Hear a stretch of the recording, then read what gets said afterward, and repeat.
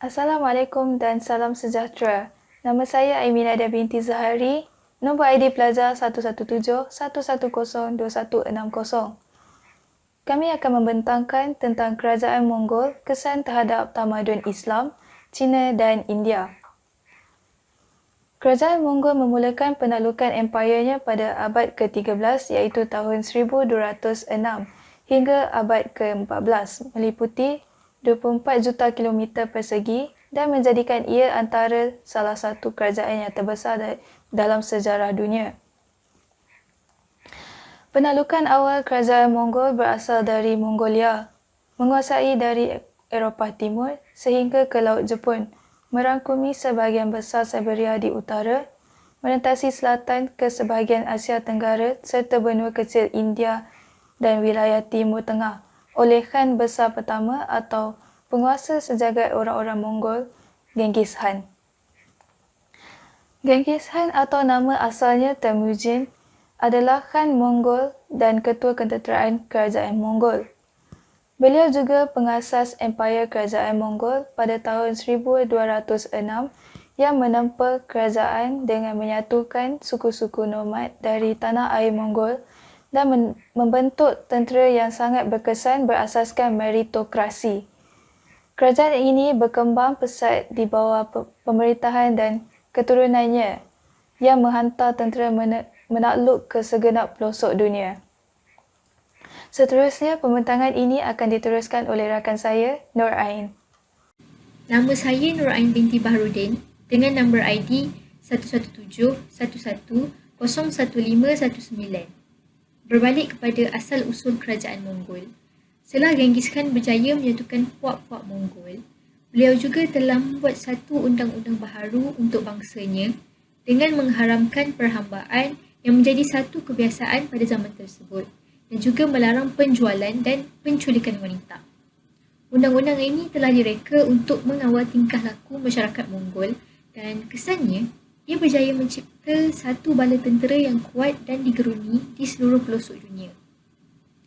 Mongol menawan majoriti negara dan empayar dengan menggunakan seperti membunuh, membakar tempat ibadat, rumah dan juga perpustakaan di setiap negeri yang mereka serangi. Walaupun begitu, Genghis Khan amat bertoleransi terhadap pegangan agama di setiap jajahan taklukkannya apabila orang yang ditawan masih bebas untuk mengamalkan agama yang mereka anuti.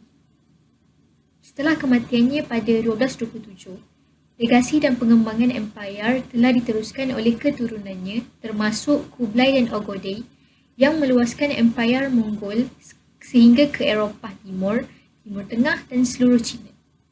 Empayar luas yang merentasi benua dihubungkan tamadun-tamadun di dunia barat dan timur sehingga mewujudkan kebudayaan baru menggantikan kebudayaan lama. Teknologi baru, komuniti baru serta ideologi mengalami pertukaran merentasi kawasan Eurasia di bawah penguasaan Mongol dan pertukaran yang berlaku adalah pelbagai bermula dari kartografi hingga ke percetakan dan dari pertanian ke astronomi. Tindakan dan cara Genghis Khan dalam meluaskan empayar Mongol melalui Asia dan Eropah telah menyebabkan berjuta-juta kematian, tetapi dia juga telah memodernkan budaya Mongolia, kebebasan dalam beragama pada negara yang ditawan dan membuka hubungan di antara timur dan barat yang telah memberi kesan kepada tamadun Islam, Cina dan India. Assalamualaikum warahmatullahi wabarakatuh. Saya Nur Suraya binti Cik Zulkifli, nombor ID 11711000959. Pada hari ini akan membentangkan kesan kerajaan Mongol terhadap tamadun Islam. Pengaruh kerajaan Mongol terhadap tamadun Islam bermula apabila peperangan Islam Mongol tercetus.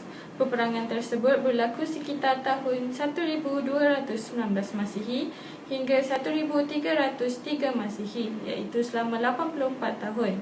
Antara kerajaan Islam yang terlibat ketika berlakunya peperangan tersebut ialah Kerajaan Khawarizmiyah, Kerajaan Bani Abbasiyah, Kerajaan Saljuk dan Kerajaan Mamluk.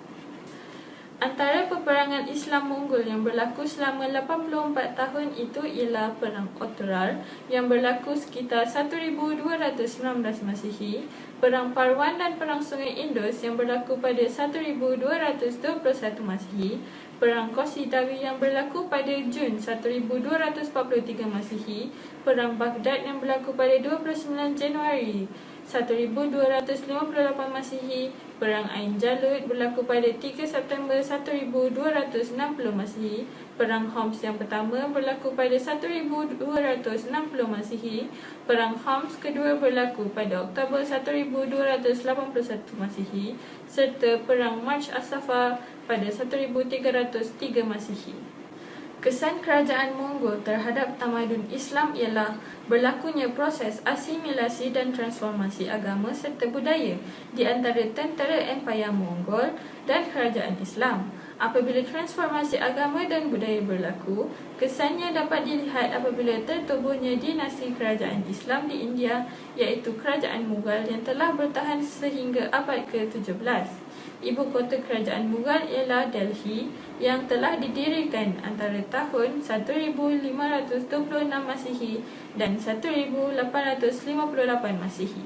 Kerajaan Mughal didirikan oleh Zahiruddin Muhammad Babur pada 1482 Masihi hingga 1530 Masihi. Baginda merupakan salah satu cucu dari Timur Leng. Baginda juga berasal dari etnik Mongol berketurunan Genghis Khan. Kerajaan ini telah meluaskan kuasa ke India dengan menundukkan kuasa setempat iaitu Ibrahim Lodi, Alam Khan atau dikenali sebagai Paman Lodi serta Gabinor Loher. Baginda telah berjaya menguasai Punjab dan berhasil menundukkan Delhi dan telah mendirikan sebuah kerajaan Mughal. Dinasti Mughal menguasai perekonomian dunia dengan pemasaran barang-barangnya sehingga ke Eropah, Timur Tengah, Asia Tenggara dan China. Assalamualaikum, nama saya Puteri Nur Sofia binti Ismail, dan apabila kita mengisahkan tentang kerajaan Mongol dan kerajaan Islam, antara peperangan yang penting untuk dituakai ialah peperangan antara kerajaan Mongol dan Empayar Abbasiyah, di mana serangan tentera tersebut telah diketuai oleh Hulagu Khan, iaitu keturunan Genghis Khan, dan mereka telah memecah masuk ke dalam kota Baghdad. Dan peperangan tentera tersebut telah menyerang kota Baghdad, dan tentera bagi Empayar Abbasiyah cuma dapat bertahan selama 12 hari saja. Betapa hebatnya tentera Mongol pada waktu itu. Dan tentera tersebut juga telah berjaya memecah tembok kota Baghdad yang dikatakan sangat-sangat kukuh pada waktu itu, dan mereka telah menceroboh Baitul Hikmah atau juga dikenali sebagai Grand Library of Baghdad. Perpustakaan tersebut bukan calang-calang perpustakaan. Ia merupakan perpustakaan yang diasaskan oleh Khalifah Harun al-Rashid dan merupakan perpustakaan yang amat-amat besar, di mana ia mengumpul ilmu-ilmu pengetahuan oleh pelbagai tamadun pada waktu itu. Dia menempatkan buku-buku ilmiah dan kajian-kajian penting manusia pada zaman itu, dan turut menterjemah hasil-hasil ilmu daripada tamadun-tamadun lain seperti tamadun Greek dan pelbagainya. Selain daripada penterjemahan, perpustakaan ini juga mengandungi penyelidik yang menyumbang kepada penghasilan dan pengkajian ilmu seperti Al-Khwarizmi yang mengasaskan algebra. Jadi perpustakaan ini sangat-sangat relevan dan sangat-sangat penting pada tamadun Islam pada masa itu, sebab kerana ia bertindak sebagai pusat yang mengumpulkan ilmu pengetahuan. Jadi apabila tentera Mongol datang dan menyerang kota Baghdad, mereka juga menceroboh perpustakaan Baitul Hikmah dan menghancurkan bahan-bahan ilmiah tersebut. Sehingga kan sungai yang berhampiran perpustakaan itu, yang dikenali sebagai Sungai Furat, mereka membuang bahan-bahan ilmiah ke dalam sungai tersebut, dan banyaknya benda yang mereka buang dikatakan sehingga sungai itu membentuk jambatan dan kuda boleh melintasi sungai tersebut. Jadi apabila kita melihat terhadap peperangan ini memberi kesan yang amat-amat besar terhadap tamadun Islam. kerana hancurnya kajian, hancurnya koleksi pengetahuan ilmu Islam pada masa itu. Dia bukan saja tamadun Islam, ia juga tamadun Mesopotamia, tamadun Greek, kerana bagaimana Baitul Hikmah merupakan tempat pengumpulan ilmu pengetahuan. Dan peperangan ini juga dikatakan sebagai peperangan yang menamatkan zaman kegemilangan Islam.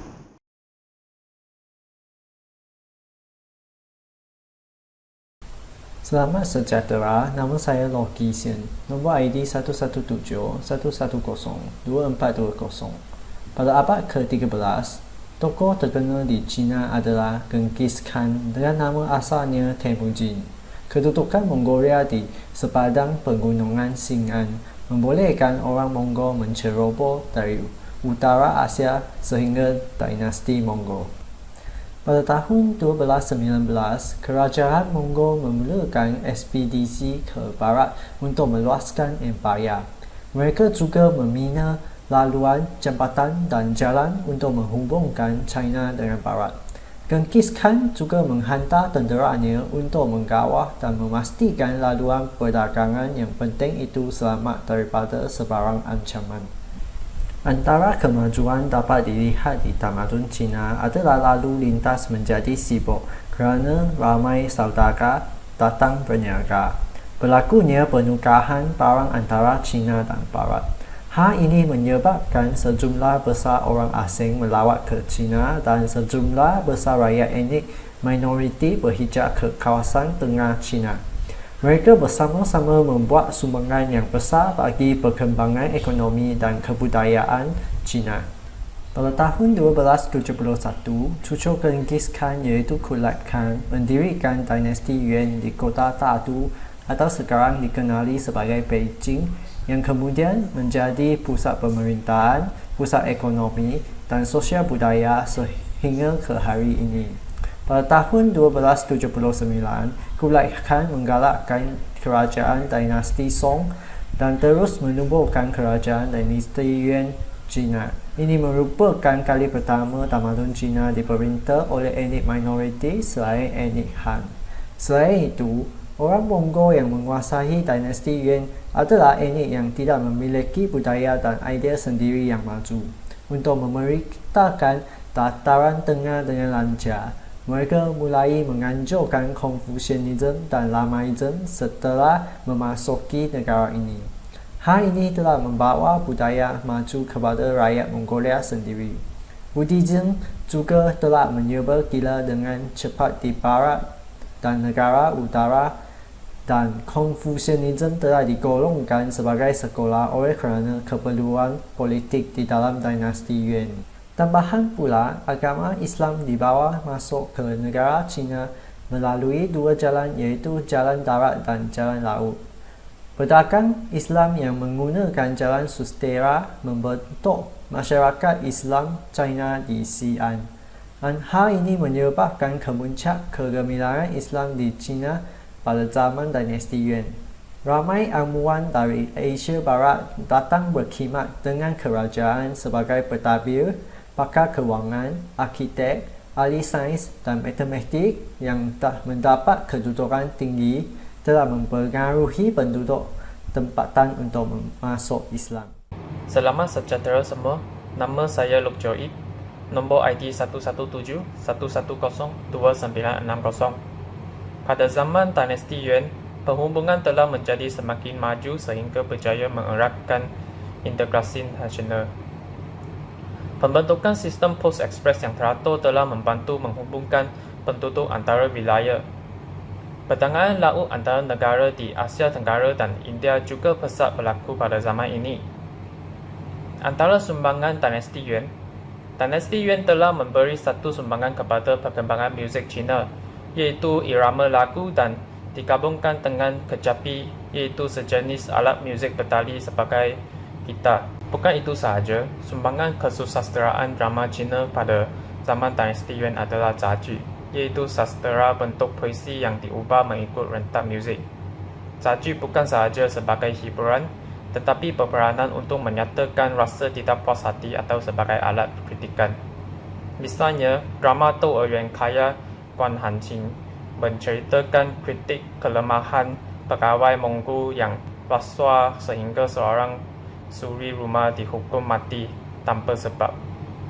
Drama Si Xiangji karya Wang Shifu menceritakan cinta bebas dan menentang tradisi nama dalam perkahwinan. Seterusnya, pembinaan magma kaji bintang juga merupakan sumbangan dalam bidang astronomi pada zaman Dinasti Yuan. Tokoh utama dalam ilmu astronomi adalah Jamaluddin. Beliau mencipta berbagai alat kaji bintang dan cuaca serta kalender, iaitu takwin Wan Lian Li. Dijadikan takwin rasmi kerajaan mulai 1265 sehingga 1281 Masihi. Pada tahun 1273, Kublai Khan mengeluarkan wang kertas yang disokong oleh pemerintah yang disebut Chow. Ini merupakan inovasi besar dalam sistem perbankan dan monetari. Mata wang kertas telah dikeluarkan dan digunakan selama era dinasti Song, tetapi dinasti Yuan adalah yang pertama di dunia yang menggunakan mata wang kertas sebagai media peredaran utama. Pada tahun 1368, ia merupakan kejatuhan kerajaan Mongol di tamadun China. Hal ini berlaku kerana rakyat memberontak dengan pemerintahan mereka dari membuat dasar untuk menutup pintu terhadap pelawat negara Eropah, sehingga pengakhiran kerajaan Mongol di tamadun China. Assalamualaikum, nama saya Dr. Haikal Abdul Rahman, sudah ID 1702836. Kesan kerajaan Mongol terhadap tamadun India. Kerajaan moral atau Mughal merupakan sebuah kerajaan Islam di anak benua India dengan Delhi sebagai ibu kotanya. Ia didirikan pada tahun 1556 Masehi hingga 1598 Masehi. Pengasas kerajaan Mughal adalah Zahiruddin Muhammad Babur atau dikenali sebagai Babur. Beliau merupakan keturunan Timur melalui keluarga bapanya dan juga keturunan Genghis Khan melalui keluarga ibunya. Babur dilahirkan di Adijan di Lembah Fergana, iaitu di Pakistan sekarang. Putera sulung pada Umar Syekh Mirza, iaitu Gubernur Fergana dari 1499 hingga 1494. Babur menaiki tahta Fergana pada tahun 1494. Beliau menaruki Samarkand 2 tahun kemudiannya. Hanya untuk kehilangan Fergana tidak lama kemudian. Dalam usahanya untuk menawan semula Fergana, dia kehilangan kawanan terhadap Samarkand. Pada tahun 1501, percobaannya untuk merebut kembali kedua wilayah tersebut gagal ketika Muhammad Sayyid Shaybani Khan mengalahkannya. Pada tahun 1504, ia menakluk Kabul. Babur seterusnya merebut kembali wilayah Turkistan, termasuk Samarkand, hanya untuk kehilangannya dan tanah-tanah lain yang baru terlekinya kepada Shaybani. Setelah kehilangan Samarkand untuk kali ketiga, Babur mengalihkan perhatiannya ke India untuk meneruskan penaklukannya. Tujuan beliau adalah hanya untuk memperluaskan pemindahannya ke Punjab, pertamanya untuk memenuhi legasi nenek moyangnya, iaitu Timur, memandangkan Punjab pernah menjadi sebahagian daripada kerajaan Timur.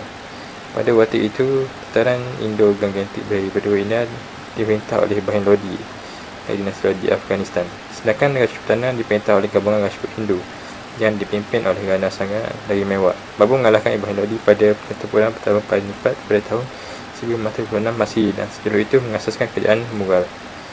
Beliau menghadapi tantangan dari Rana Sanga yang pada awalnya berjanji untuk membantu Babur mengalahkan Ibrahim Lodi. Namun, Rana Sanga menarik diri setelah menyadari bahawa Babur banyak yang sangat tinggal di India. Rana menyiapkan tentera Rajput dan Afghan untuk memaksa Babur keluar dari India. Namun, Rana dikalahkan dalam pertempuran Kanwar dan seterusnya diracun hingga mati oleh anak buahnya sendiri. Selamat sejahtera semua. Nama saya Tan Ki Gen dan nombor ID saya 117-110-2997. Saya akan meneruskan isi di mana pengaruh Islam mempunyai kesan terhadap tamadun India. Semasa kegemilangan dinasti Mughal, masyarakat Islam dari barat dan barat laut telah memasuki India. Ini memberikan kesan kepada populasi masyarakat Islam di India. Kemasukan ini adalah dari orang Afghan dan Mekah yang dikenali sebagai Mekah Turani yang bermazhab Sunnah dan Mekah Iran yang bermazhab Syiah. Ketika dinasti Mokkah juga, penduduk Islam mewakili 2 hingga 25% daripada populasi masyarakat India. Kebanyakan masyarakat India menganut agama Islam secara sukarela kerana menolak sistem kasta yang menjadi amalan turun-temurun penduduk Hindu di India. Amalan ini meletakkan masyarakat India kepada tahap tinggi dan tahap rendah. Ini mencetus kepada diskriminasi antara masyarakat.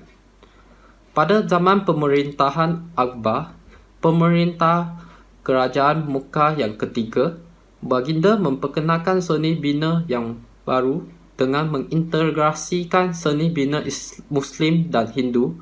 Oleh itu, terhasillah stor Muka yang boleh dilihat pada seni bina Masjid Jama di Fatehpur Sikri. Selain itu, Shah Jahan, pemerintah zaman Muka yang kelima, juga antara tokoh yang penting dalam mempengaruhi seni bina di India. Bidang seni mencapai ke puncaknya pada zaman pemerintahan baginda. Taj Mahal dibina atas arahan Shah Jahan untuk memperingkatkan isteri kesayangannya, Mumtaz Mahal. Assalamualaikum, saya Muhammad Daniel bin Muhammad Ramdan. Saya student ID 11711022723. Saya akan terangkan ulasan untuk report ini. Kerajaan Mongol yang diperintah oleh Genghis Khan adalah antara salah satu kerajaan yang terbesar dalam sejarah dunia pada abad ke-13. Penaklukan kerajaan ini berasal dari Mongolia yang menguasai dari Eropah Timur sehingga ke Laut Jepun.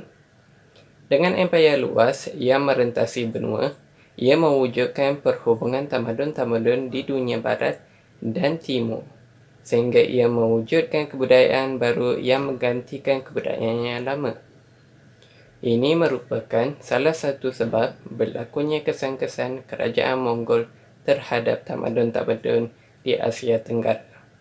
Dalam tamadun Islam, kesan pengaruh kerajaan Mongol ialah berlakunya proses asimilasi dan transformasi agama serta budaya di antara tentera Empayar Mongol dan kerajaan Islam dengan tertubuhnya dan salah satunya tertubuhnya dinasti kerajaan Islam di India iaitu kerajaan Mughal yang telah bertahan sehingga ke abad ke-17. Kerajaan yang terlibat adalah kerajaan Khwarizmiyah, kerajaan Bani Abbasiyah, kerajaan Seljuk dan kerajaan Mamluk. Serangan kerajaan Mongol juga terhadap Empayar Abbasiyah telah menyebabkan pencerobohan perpustakaan Baitul Hikmah, library basically. Dan ini menyebabkan kehilangan beribuan ilmu yang berharga yang telah dihasilkan oleh tamadun pada masa itu.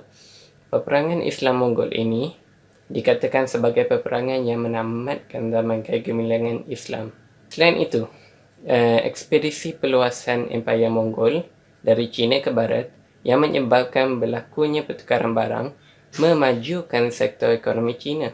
Hal ini juga menjadi punca sejumlah besar orang asing melawat ke China dan sejumlah besar rakyat etnik minoriti berhijrah ke kawasan tengah China. Lebih lagi, pendirian dinasti Yuan di kota Dadu atau Beijing yang kemudian menjadi pusat pemerintahan, pusat ekonomi dan sosial budaya.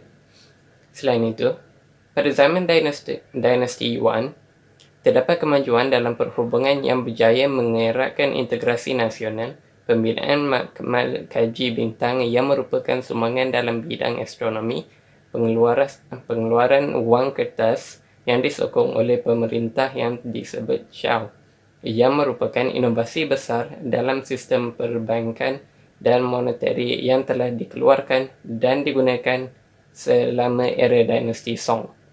Lama tu. Dan sumbangan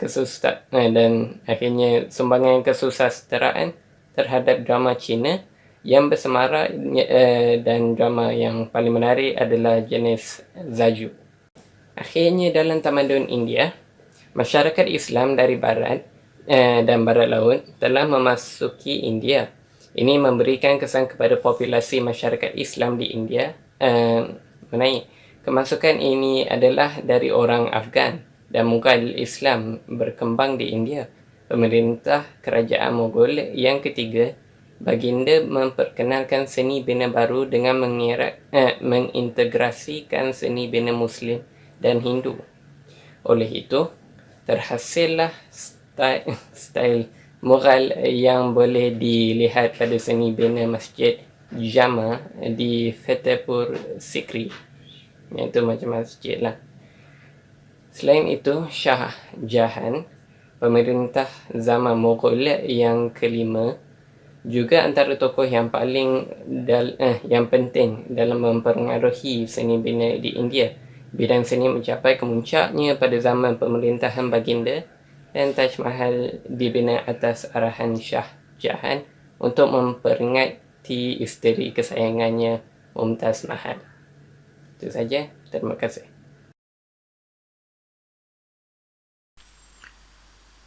Assalamualaikum dan selamat sejahtera.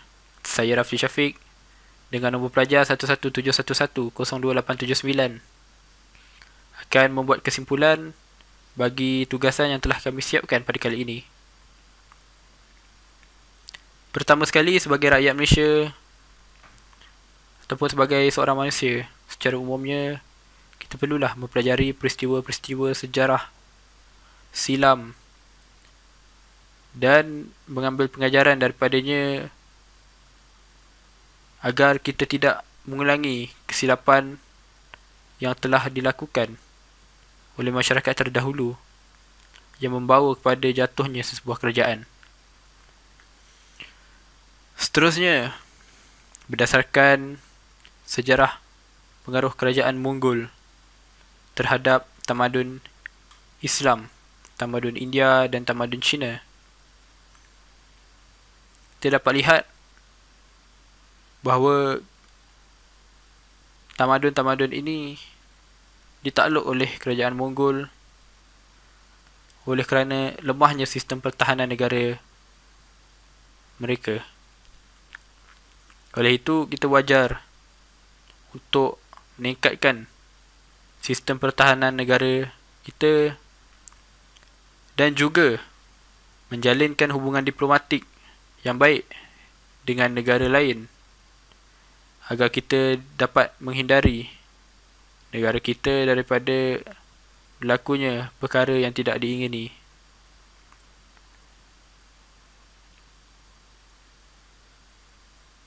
Seterusnya,